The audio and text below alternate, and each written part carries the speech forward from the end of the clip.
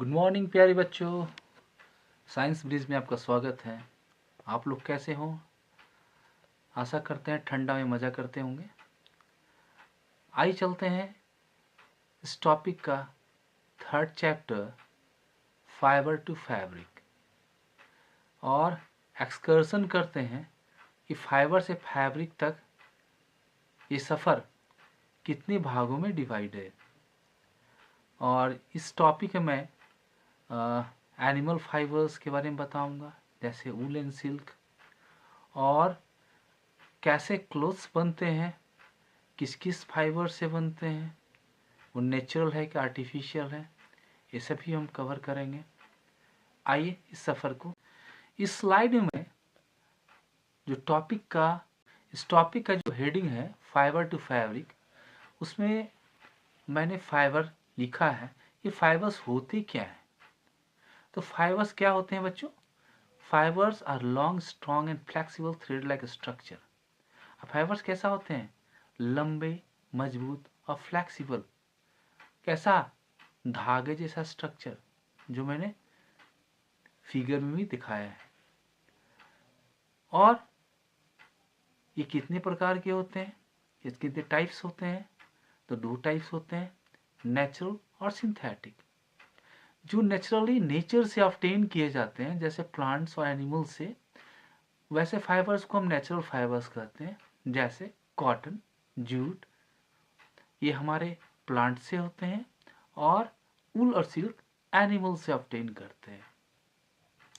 दूसरा टाइप है synthetic fibres, या मैनमेड फाइबर्स भी कहा जाता है, जो केमिकली हम लोग बनाते हैं अलग अलग कंपोनेंट लेके, जैसे नायलॉन, पॉलिस्टर। और मैंने फिगर में इसको इंट्रोड्यूस भी किया है।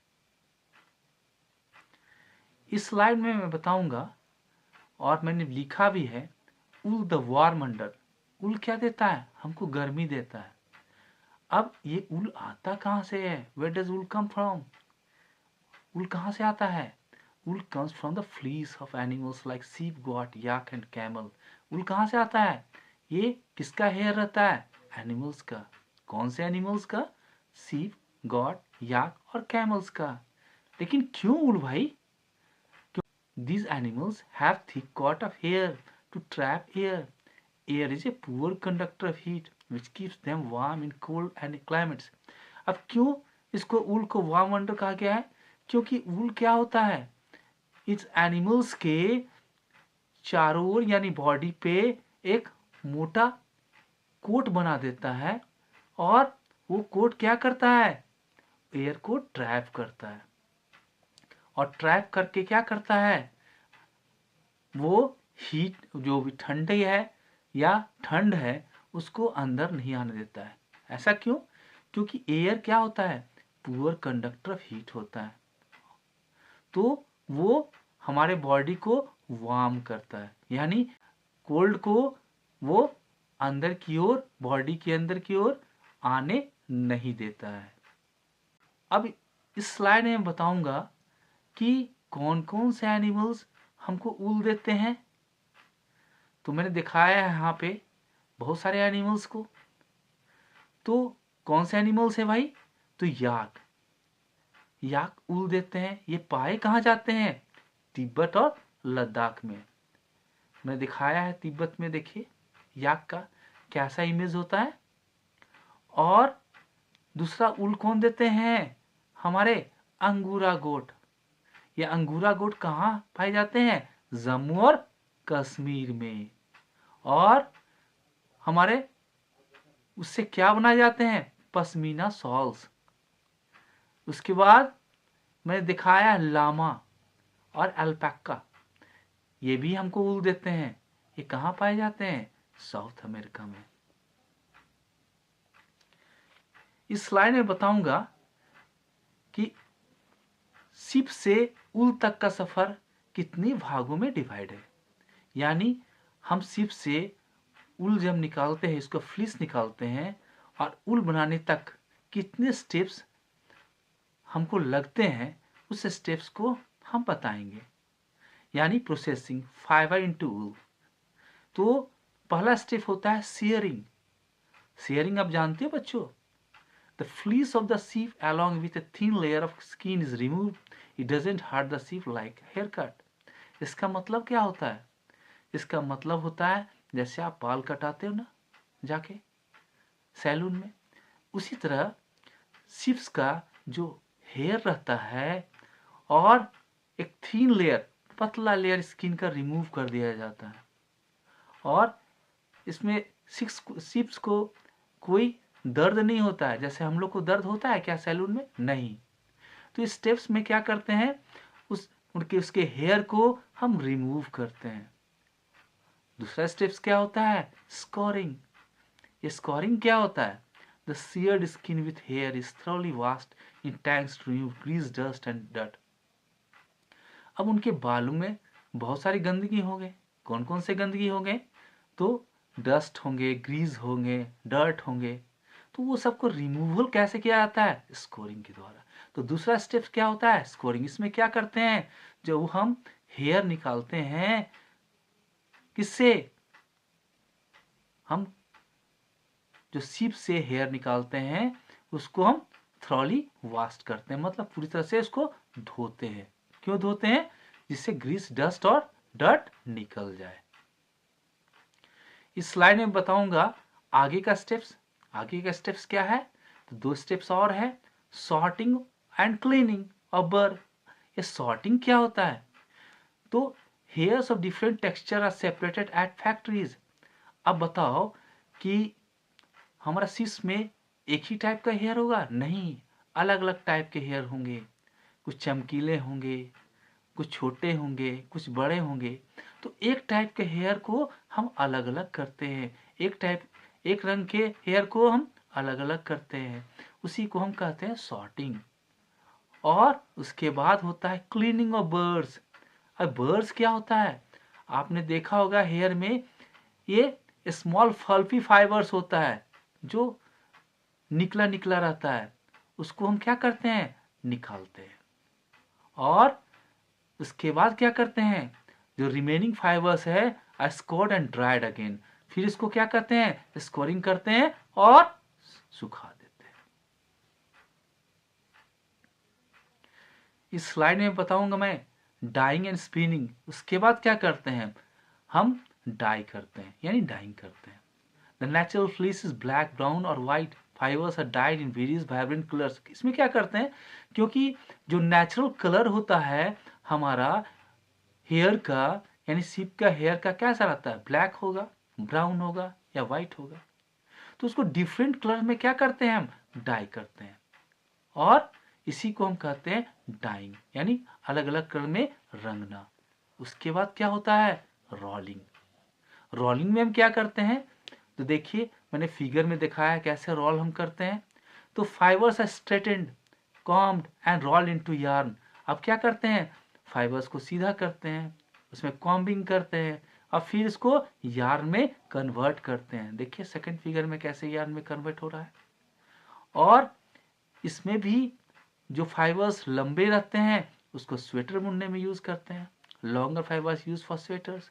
और जो छोटे फाइबर्स रहते हैं उसको वूलन क्लॉथ में बनाने में काम लाते हैं।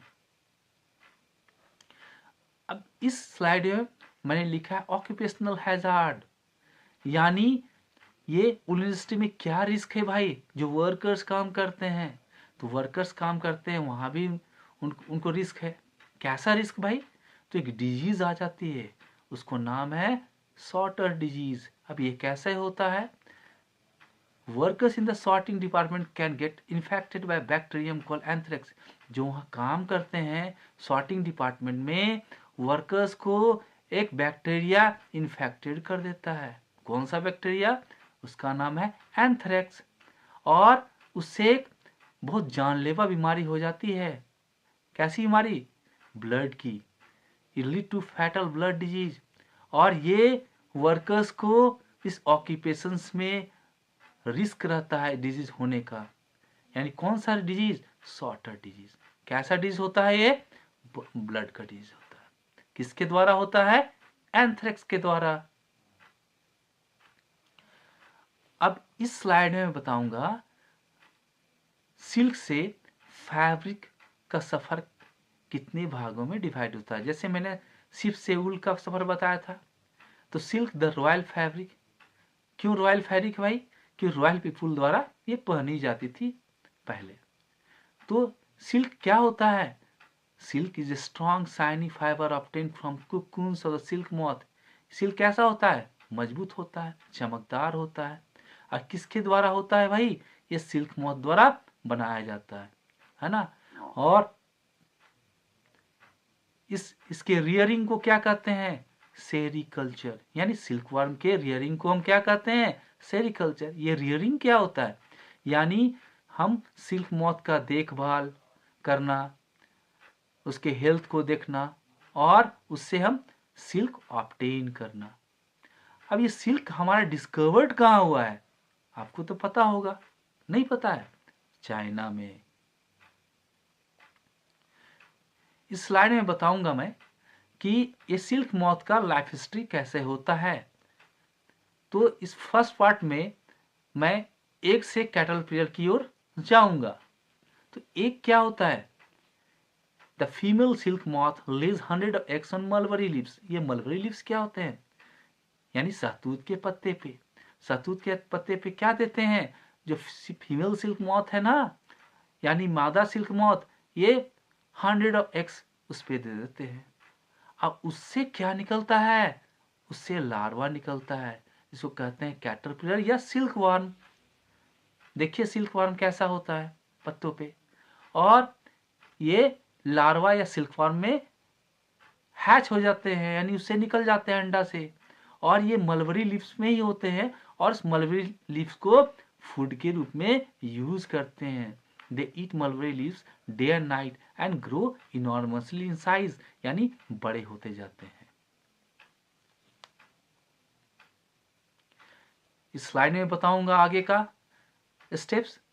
तो इसमें क्या होता है? पीपा और कुकून का जिक्र किया हुआ है। ये पीपा क्या होता है? अब जो कैटरपिलर रहता है, यानी वो लार्वा होता है, वो spins a net to hold it shape and swing it heads in shape of the figure.